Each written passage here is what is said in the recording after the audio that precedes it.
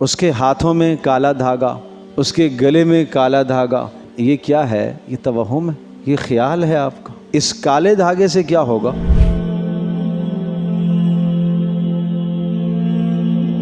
مثال کے طور پر جب بچہ کوئی پیدا ہوتا ہے، نظر بد سے بچانے کے لیے یا کسی اور برائی سے بچانے کے لیے اس کے ماتھے پر کالا نشان، اس کے ہاتھوں میں کالا دھاگا، اس کے گلے میں کالا دھاگا، یہ کیا ہے؟ یہ توہم ہے، یہ خیال ہے آپ کا۔ اس کالے دھاگے سے کیا ہوگا؟ اس ماتھے پر کالا نشان لگانے سے کیا ہوگا؟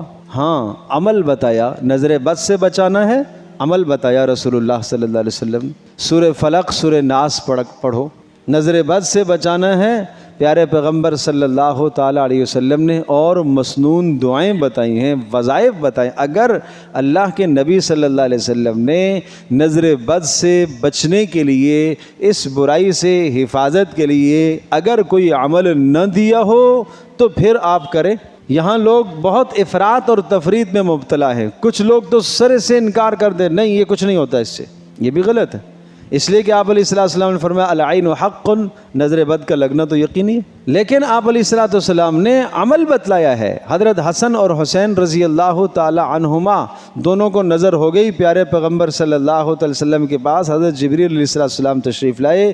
حضرت جبریل علیہ السلام نے آپ علیہ السلام کو کلمات بتلائے، آپ نے ان کلمات کو پڑھا اور پڑھ کر انہیں دھم کیا، وہ ٹھیک ہو گئے۔ اور ان تمام چیزوں کے لیے سب سے مؤثر اور بہترین عمل سورہ فلق، سورہ ناس ہے، یہ پڑھا کریں۔ یہ پڑھ کر آپ دم کریں بچوں کو، اور اعوذ بکلمات اللہ التامات من شر ما خلق، اعوذ بکلمات اللہ التامات من شر ما خلق، بسم اللہ الذی لا یضر مع اسمہ شیء فی الارض ولا فی السماء وہو السمیع العلیم۔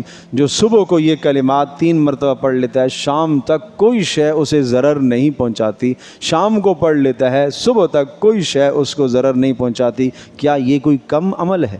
ہم کیوں کسی اور کی طرف جائیں؟ کیا رسول پاک صلی اللہ علیہ وسلم نے ہمیں کوئی عمل نہیں دیا اس موقع کا؟ دیا ہے۔